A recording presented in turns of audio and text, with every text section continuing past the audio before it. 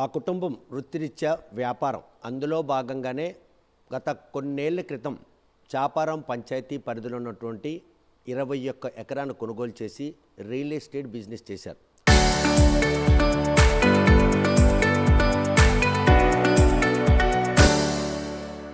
అప్పట్లో ఫ్లాట్లను వేసి విక్రయాలు చేపట్టారు.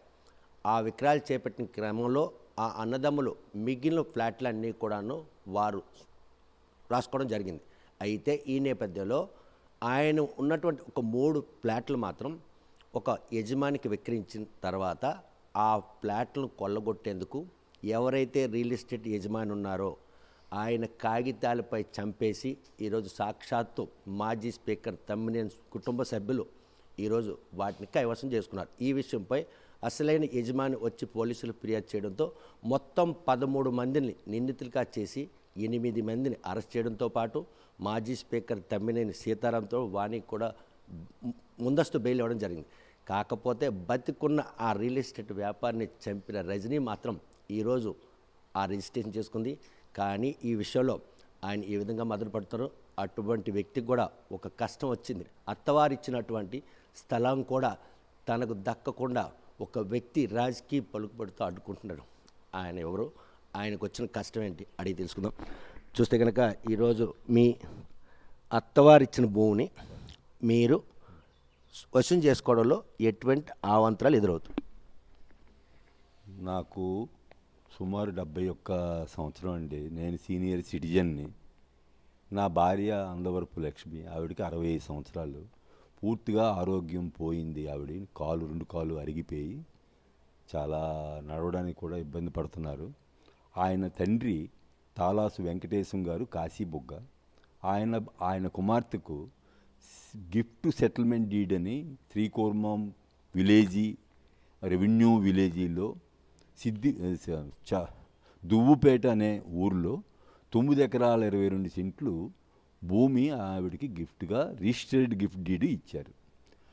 తదనం మేము అక్కడ వెళ్ళి వ్యవసాయం చేయడం ఇబ్బంది అని చెప్పి 2015లో 1 టౌన్ సిఐ గారు అప్పలనాయుడు గారు ఆయనకి 2 ఎకరాలు, అచ్చన్నపాలెం గ్రామము సెమ్మ ఎక్స్ సర్పంచ్ సెమ్మ శ్రీనివాసరావు గారి భార్య పేరున సుమారు ఒక 5 ఎకరాల చిల్లర, టోటల్గా 7 ఎకరాల 10 సెంట్లు వాళ్ళిద్దరికీ మేము అమ్మేశాము వ్యవసాయం చేసుకోలేక. మిగతా బ్యాలెన్స్ 1.90 సెంట్లు ఉంది. ఆ 1.90 సెంట్లు కూడా మాకు 8 ముక్కలుగా ఉంది, మధ్య మధ్యలో ఉండిపోయింది. అది మేము ఎవరైనా వస్తే అమ్మేద్దామని బేరం పెట్టుకున్నాము. ఎవరైతే మా దగ్గర సెమ్మ శ్రీనివాసరావు కొన్నారో ఆయనే మాకు కావాలని ఆయనకి 2015లో మేము రిజిస్టర్ చేసాము. 2023లో వచ్చి ఆ భూమి నాకు ఇచ్చేస్తారా అని అడిగారు. అమ్ముతామండి, ఇవాళ మార్కెట్ రేటుకి అమ్ముతాము, మీకు ఇచ్చిన రేటుకి మేము ఇవ్వలేమండి, ఇవాళ ఎంత ఉందో ఆ రేటుకి మీరు కొంటే ఇచ్చేస్తామండి. మాకు ఎంత రేటు చెప్తే ఎకరా 40 లక్షలు అవుతుందని చెప్పి నేను చెప్పాను. అంత ఇవ్వనండి, ఎకరా 17 లక్షలు అయితే నేను ఇస్తాను, మేము కొన్నది ఆ రేటే కదా అని అడిగితే నేను ఇవ్వలేమండి, మేము ఆర్థిక పరిస్థితి బాగులేక మేము అమ్మలేదు, వ్యవసాయం చేసుకోవడానికి ఇష్టం లేక తిరగలేమని చెప్పేసి అమ్ముతున్నాము అని అనేసరికి ఆయన ఆ బేరం ఆ రేటుకి వద్దని చెప్పేసి వెళ్ళిపోయి గార తహసీల్దార్ ఆఫీసులో వెళ్ళి ఆ ల్యాండ్ మాకు ఆ రోజు వరకు 1B వచ్చిన రికార్డ్ని వెబ్సైట్లో డిజిటల్ సిగ్నేచర్ నాట్ సిగ్నేచర్ అని చెప్పి బ్లాక్ చేయించారు. ఆ విషయమే నేను మా ఆవిడ రాలేదు కాబట్టి నేనే గార ఆఫీస్కి వెళ్ళి, ఏమండి ఆయన చక్రవర్తి గారు, చక్రవర్తి ఆయన పేరు, ఆయన రాజకీయ పలుకుబడితో ఆ సీట్లోకి వచ్చారు. నాకు అనవసరం, ఎలాగో రానండి, నాకు అనవసరం. సార్ ఇలాగ ఉంది, నా ల్యాండ్ జిరాయితీ ల్యాండ్ అండి, 2004లో మా మామయ్య గారు కొన్నారు, ఆయన 2009లో వాళ్ళ అమ్మాయికి గిఫ్ట్ ఇచ్చారు, మాకు ప్రతి సంవత్సరం మేము తీసుకుంటున్నాము 1Bలు, మా దగ్గర ఉన్నాయి ఇదిగోండి మావన్నీ 1Bలు, ఇప్పుడు మీరు బ్లాక్ చేయడానికి కారణం ఏంటండి అని ఏవేవో కుంటి సాకులు చెప్తూ అలా తగు ఉంది, నీ తగు ఉందని చెప్పి ఏ తగు ఆ భూమి మీద లేదు, రైతు తగు అంతకన్నా లేదు. అయితే అలాగా 1B బ్లాక్ చేసి 1B అయితే మీరు పని చేయండి, మీరు తగులు ఉన్నాయంటున్నారు కదా, నాకు ఎండర్స్మెంట్ ఇవ్వండి, స్పందన కార్యక్రమంలో నేను ఇచ్చాను రిప్రజెంటేషన్. ఆయన మీరు నాకు రిటర్న్గా మీకు ఇచ్చాను, మీరు నాకు రిటర్న్గా ఇవ్వండి అంటే ఆయన ఏవో కుంటి సాకులు చెప్తూ అదేవో ఉన్నాయి గొడవలు, రైతు పేరు చెప్పకుండా అవి ఏవో గొడవలు ఉన్నాయి కాబట్టి ఆపాము అని చెప్పి ఎండార్స్మెంట్ ఇచ్చారు. ఈ విషయంలో రెవెన్యూ అధికారులు ఆ అస్సాంకి అండగా ఉండడం వెనక ఎవరి హస్తం ఉంది? హస్తము అంటే హస్తం ఉంది. అందవరపు గోవిందరాజులు పట్టణంలో సుపరిచితులు, అదే పెద్ద ఫ్యామిలీ, రాజకీయ నేపథ్యం, వ్యాపార నేపథ్యం కూడా ఉంది. అందరూ మీకు వచ్చిన కష్టం మీద ఎవరైనా మీకు బాసటగా నిలిచే పరిస్థితి ఉంది? ఎవరికి నేను చెప్పలేదు, నేనే చేసుకుంటున్నాను. ఎవరికి నేను ఏ రాజకీయ నాయకుల దగ్గర కూడా వెళ్ళలేదు. ఎందుకంటే వాళ్ళందరూ ఒకటే, మనకు హెల్ప్ చేయరు. నేను న్యాయపరమైనటువంటి నేను ఎదుర్కొంటున్నాను తప్ప ఏ ఒక్క నాయకుడు కూడా నేను హెల్ప్ కోరలే. కూటమి ప్రభుత్వం వచ్చిన తర్వాత వివాదాల సమస్యలకి ఈరోజు ఒక రెవెన్యూ సదస్సును యుద్ధ ప్రాతిపదికన పెట్టి అక్కడికక్కడే సమస్యల పరిష్కారం కోసం ఒక ప్రయత్నం చేస్తుంది. అందులో కూడా మీ సమస్య పరిష్కారం నోచుకోలేదా? ఈ భూ సమస్యలు, సదస్సులు, స్పందన కార్యక్రమాలు ఇవన్నీ బుట్ట దాకలండి. మనం వెళ్ళిపోయిన వెంటనే బుట్టలో పడేస్తున్నారు ఆ రిప్రజెంటేషన్. అవి ఎవరికి అవుతున్నాయో లేదో నాకు తెలియదు, కానీ నాకు మాత్రం జరగలేదు. ఎవరికి అవ్వు అవి ఏవో. గోవిందరాజులు అంటే గుట్టుగా వ్యాపారాలు చేసుకుంటూ పిల్లల్ని ఉన్నత చదువులు చదివించుకొని సొసైటీలో ఒక ఐడెంటిటీ పర్సన్ కొన్న వ్యక్తిని కాగితాలమే చంపేసిన విషయం తెలిసిన తర్వాత మీ మదన చెవులో పడింది? అసలు చెవులో అటువంటి అది నాకు ఎస్పీ గారు పిలిచారు, నా దగ్గర స్టేట్మెంట్ తీసుకున్నారు. సార్ ఆ భూమి నాకు అక్కడ ఆ బలగలో ఒక ఈ సెంటు భూమి కూడా నాకు లేదండి, నన్ను ఈ వివాదాలని వద్దండి అంటే ఆయన మీరు ఏదైతే చెప్పదలుచుకున్నారో నాకు స్టేట్మెంట్ ఇవ్వండి అని సంతకం పెట్టి నేను ఇచ్చేసానండి. ఆ భూ వివాదాలు నాకేం తెలియదండి. ఆ స్టేట్మెంట్లో మీకు ఆ రోజు పంచుకున్న మీ కుటుంబ సభ్యులు పంచుకున్న ఆ 3 బిట్లు మీరు విక్రయం చేపట్టారు? నేనే విక్రయించాను. ఎవరికి? హైదరాబాద్లో పార్టీకి నేనే అమ్మాను. అవి నా వాటాకు వచ్చాయి, నేను అమ్ముకున్నాను. మీరు అమ్ముకున్న దాంట్లో ఆ డాక్యుమెంటేషన్లో మీ పాప పేరేంటి? సంబడి ఎల్స్ పాప పేరు సునీత అండి. అందులోకి లాక్కండి సార్ ప్లీజ్. అవి నా పాప పేరు అందవరపు సునీత, వైఫ్ ఆఫ్ పుట్నూరు నరేష్ కుమార్. అది అంటే రజనీ అన్న వారు నాకెవరో తెలియదు. కానీ మీ కుటుంబ సభ్యులకి అందరికీ మదనపాటను గురించి ఒక ప్రక్రియ అనుకోవచ్చా దీన్ని? నాకు తెలియదు సార్. నాకు దిగులు అనిపించలేదా? నాకు సంబంధించిన మ్యాటర్ కాదు, నాకు తెలియదు. అంతే. నాకు అక్కడ ఈ విషయంలో మీకు మాత్రం మదనపాడు మిగిల్చింది ఈ వయసులో. మనస్సు బాధపడ్డాను చాలా. ఎప్పుడు డెత్ సర్టిఫికేట్ నా మీద ఇవన్నీ చేయడం, ఫ్యామిలీ సర్టిఫికేట్ తీసుకోవడం, నాకు ఒకే కూతురు ఉంది, పిల్లలు లేరు అనడం, కొంచెం మదన పడ్డాను. అది నాకు అనవసరం. సరే, అత్తవారి నుండి దక్కలేనట్టు ఈ భూమిలో మీకు ఇప్పటికి కూడా భూమి మీదకి వెళ్ళేందుకు ఎటువంటి ఆటంకాలు కలుగుతున్నాయి? ఎవరికి చెప్పుకుంటే ఈ గోడు మీకు ఈ పరిష్కారం? బాగా ఆటంకం కలుగుతుంది. ఆఖరికి నా 1B రికార్డు కూడా బ్లాక్ చేసి భూమి కూడా వాడే దున్నుకుంటున్నాడు. ఎవరు? ఎక్స్ సర్పంచ్ సెమ్మ శ్రీనివాసరావు. ఆయన ఒక రౌడీ మాట. మనుషుల్ని పెట్టి భూమి కూడా నా భూమి దున్నుకుంటున్నాడు. ఈ భూమి దున్నుతున్నప్పుడు నేను సివిల్ కోర్టుకు వెళ్ళి ఇంజంక్షన్ ఆర్డర్ తెచ్చుకున్నాను, నా భూమి ఆయన దున్నుతున్నారని. నా కోర్టు వారు నా రికార్డు అంతా పరిశీలించి ఈ ఆయన భూమిలోకి నువ్వు వెళ్ళకూడదని చెప్పి సెమ్మ శ్రీనివాసరావు వాళ్ళ తమ్ముడు వేరే ఒక అసామీకి ఇంజక్షన్ ఇచ్చారు కోర్టు వారు. నువ్వు ఆ భూమి మీదకి వెళ్ళడానికి వీల్లేదు, అది జరాయితీ భూమి వాళ్ళది అని ఇంజక్షన్ ఇచ్చారు సార్. ఇంజక్షన్ ఇచ్చినా సరే ఈరోజు కూడా దున్నుతున్నాడు సార్, పొలిటికల్ అండ మీద. అంటే న్యాయపరంగా మీకు న్యాయస్థానం నుండి చేదోడు ఉన్నప్పటికి కూడాను క్షేత్రస్థాయిలో మాత్రం ఆయనకున్నటువంటి పొలిటికల్ పవర్ని మీ మీద నా మీద రుతున్నాడండి. పేర్లు నేను చెప్పలేను, నా మీద రుతున్నారు. అది.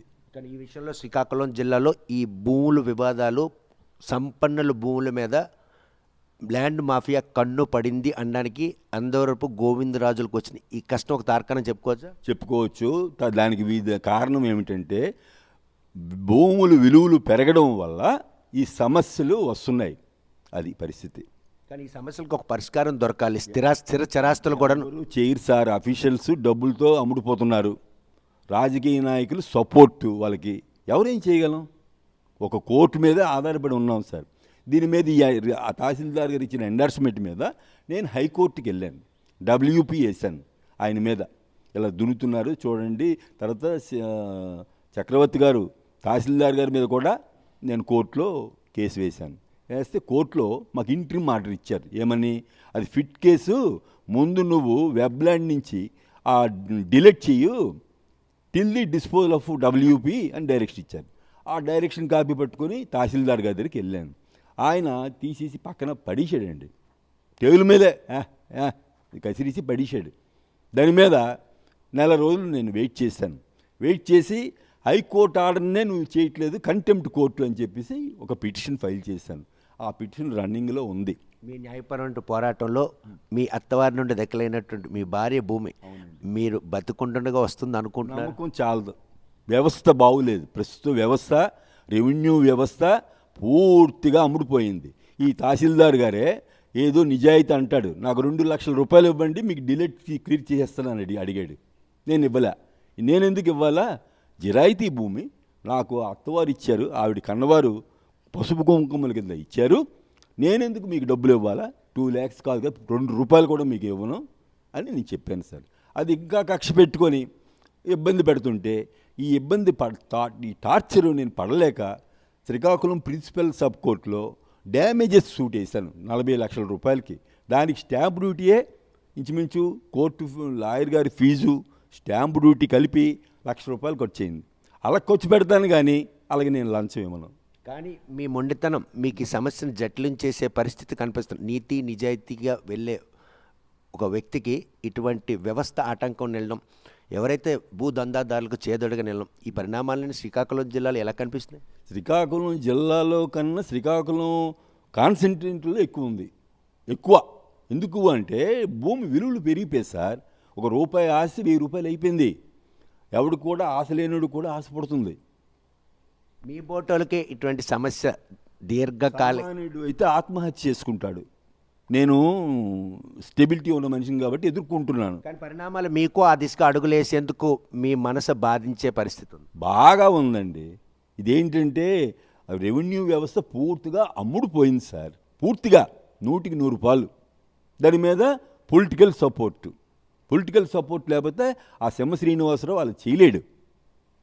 కానీ రెవెన్యూ వ్యవస్థను ప్రక్షాళన చేసే దిశగా కూటమి ప్రభుత్వం చేస్తున్న ఈ ప్రయత్నంలో క్షేత్రస్థాయిలో అధికారులు అందరూ కూడాను నిమ్మక నీరెత్తినట్టు వ్యవహరించడం, ఈ సమస్యలు ఎక్కడ వేసిన గొంగలు అక్కడలాగే ఉన్నాయంటే ఏమి చెప్పలేము సార్. ఈ వ్యవస్థలు ఎట్లా ఉన్నాయంటే ఈరోజు కంటెంప్ట్ కోర్ట్ అని కలెక్టర్ గారికి, ఆర్డీఓ ప్రత్యూష గారికి, తహసీల్దార్ గారికి కూడా పిటిషన్ ఫైల్ చేసినే వాళ్ళు కూడా చెల్లించట్లేదు.